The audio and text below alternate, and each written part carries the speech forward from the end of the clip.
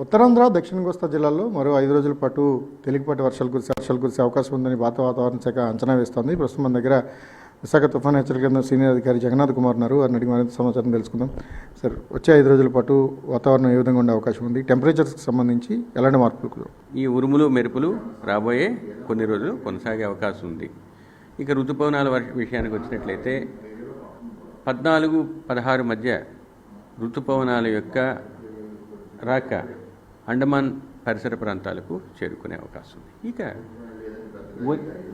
కేరళ తీరాన్ని తాకే అవకాశాన్ని పరిశీలించడానికి మే 10వ తేదీ నుంచి పరిశీలనలు చేసే విషయం ఐఎండీ చేస్తుంది. ముఖ్యంగా ఈ కోస్తా ప్రాంతంలో 14 ప్రాంతాలని గుర్తించి వాటిలో ఉన్న వర్షపాతాన్ని చూస్తాము. వరుసగా 2 రోజులు 2.5 మిల్లీమీటర్లు లేదా అంతకంటే, అంటే దాన్ని రెయినీ డేగా డిసైడ్ చేస్తాం. ఆ రెయినీ డేగా డిఫైన్ చేసిన ఈ 14 ప్రాంతాల్లో ఇంచుమించు 60% ప్రాంతాల్లో 2.5 మిల్లీమీటర్లు లేదా అంతకన్నా ఎక్కువ వరుసగా 2 రోజులు వచ్చినట్లయితే అప్పుడు 2వ రోజు నుంచి కేరళ తీరాన్ని తాకిందా లేదా అనేది అబ్జర్వ్ చేస్తాం. వీటితో పాటుగా ముఖ్యంగా ఇక్కడ ఒక గ్రిడ్ గీసుకొని 0 డిగ్రీల రేఖాంశం నుంచి 10 డిగ్రీల రేఖాంశం మధ్య, 55 డిగ్రీల రేఖాంశం నుంచి 80 డిగ్రీల రేఖాంశం మధ్య, 0 డిగ్రీల నుంచి 10 డిగ్రీల అక్షాంశం మధ్య ఉన్న ఏరియాలో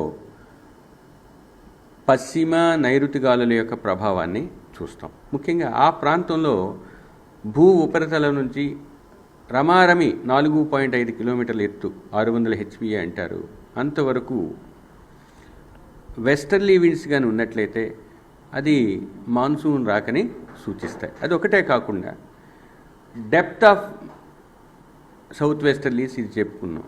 అది కాకుండా స్ట్రెంగ్త్ ఆఫ్ వెస్టర్లీస్ అంటాం. అంటే దాని యొక్క తీవ్రత 70 నుంచి 80 డిగ్రీల